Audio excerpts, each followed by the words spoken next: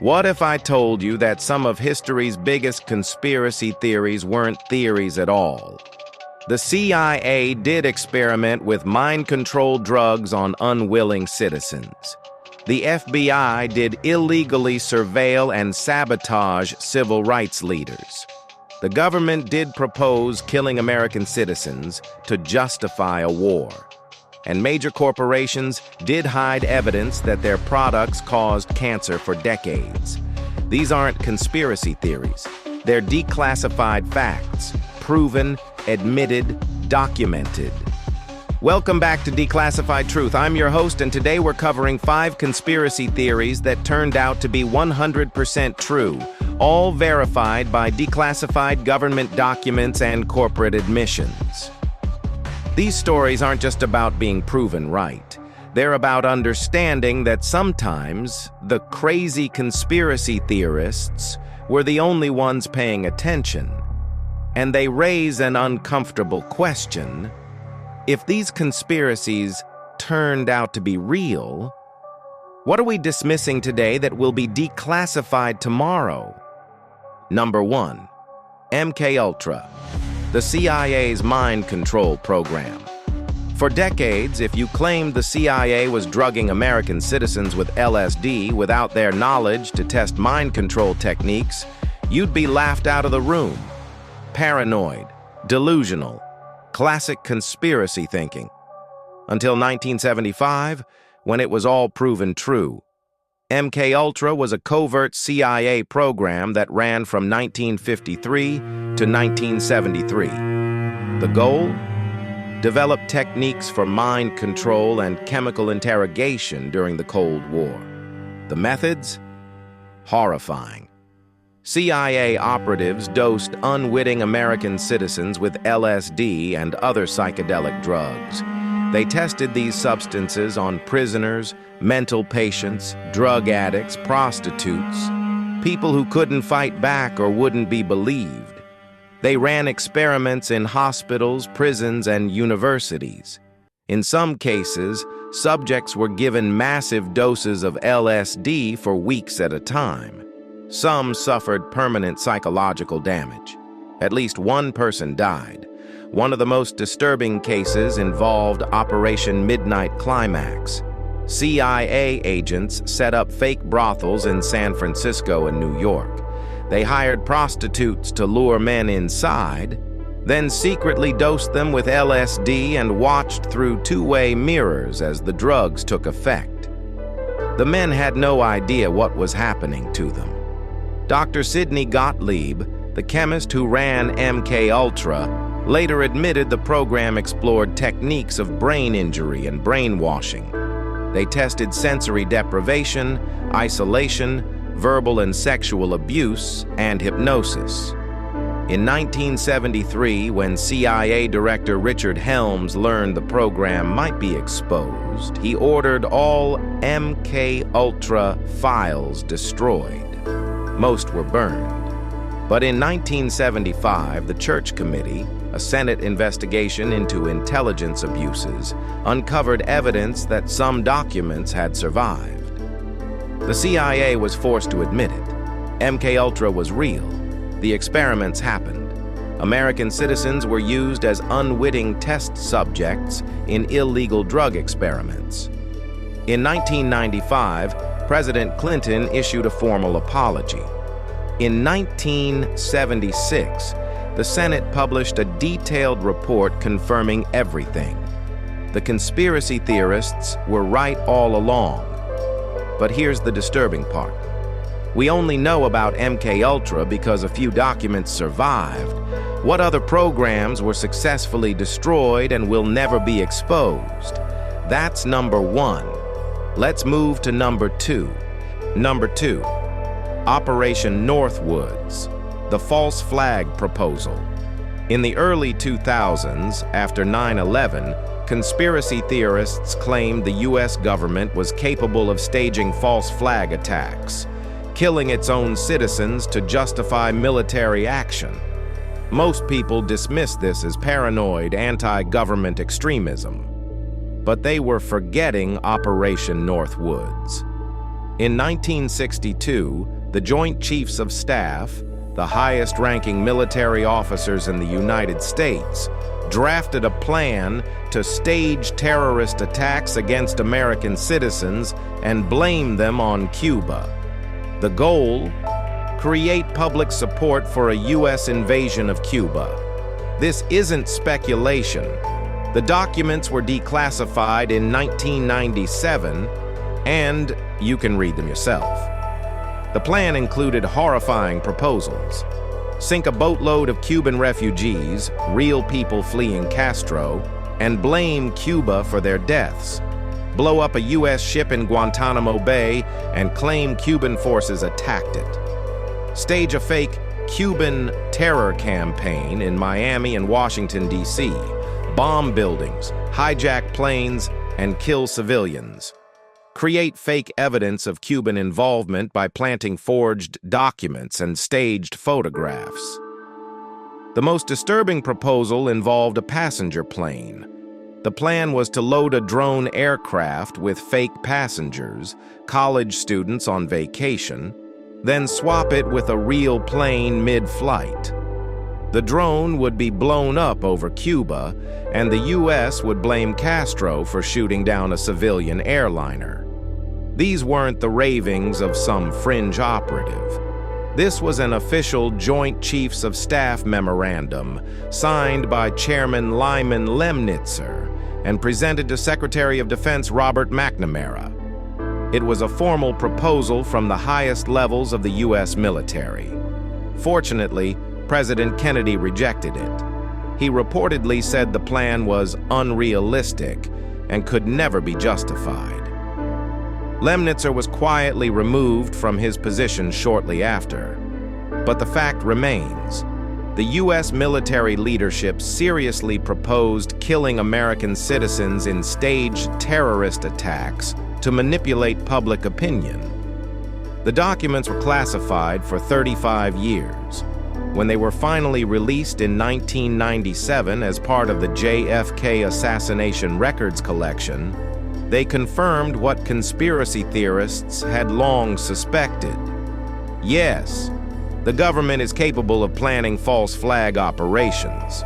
Operation Northwoods never happened, but it was planned, approved by military leadership, and stopped only by presidential refusal. That's number 2.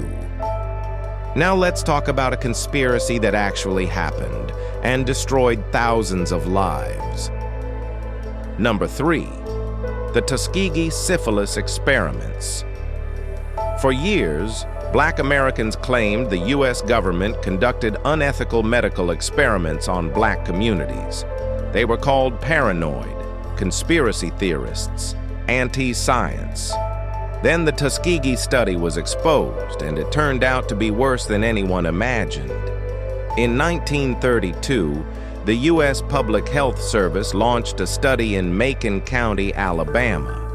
The stated goal was to observe the natural progression of untreated syphilis in Black men. They recruited 600 Black sharecroppers. 399 had syphilis. 201 did not and served as the control group. The men were told they were receiving free health care for bad blood, a local term for various ailments. They had no idea they were part of an experiment. Here's the evil part. The researchers never intended to treat them. Even when penicillin became the standard cure for syphilis in the 1940s, a simple, effective treatment, the men in the study were deliberately denied access to it. For 40 years, these men were monitored as the disease destroyed their bodies. Syphilis causes blindness, dementia, organ failure, and death. Many of the men's wives contracted syphilis. Some of their children were born with congenital syphilis. The researchers watched it all happen. They took notes. They did nothing to help. In 1972, Peter Buxton, a public health service investigator, blew the whistle. He leaked the story to the press. The public was horrified. The study was immediately shut down. But by then, 28 men had died directly from syphilis. 100 more had died from complications. 40 wives had been infected. 19 children had been born with the disease. In 1973, the National Association for the Advancement of Colored People filed a class action lawsuit. The survivors and families received a settlement of $10 million, a fraction of the damage done. In 1997, President Clinton issued a formal apology on behalf of the United States government. He called it shameful and deeply, profoundly, morally wrong. The Tuskegee study is now taught in medical ethics courses as one of the most egregious violations of human rights in American medical history. And it's why conspiracy theories about government-sponsored medical experiments in Black communities aren't automatically dismissed anymore. Because it happened. It's documented. It's real. That's number 3. Let's move to number 4. This one involves the FBI. Number 4, COINTELPRO, the FBI's war on activists. In the 1960s and 70s, civil rights leaders, anti-war activists, and Black power groups claimed the FBI was illegally spying on them, infiltrating their organizations, and trying to destroy their movements. The FBI denied everything, called them paranoid, said they were making it up. Then in 1971, activists broke into an FBI office and stole thousands of documents. And the conspiracy turned out to be real. COINTELPRO, short for Counterintelligence Program, was an FBI initiative that ran from 1956 to 1971. Its stated goal was to disrupt, misdirect, discredit, or otherwise neutralize domestic political organizations the FBI deemed subversive.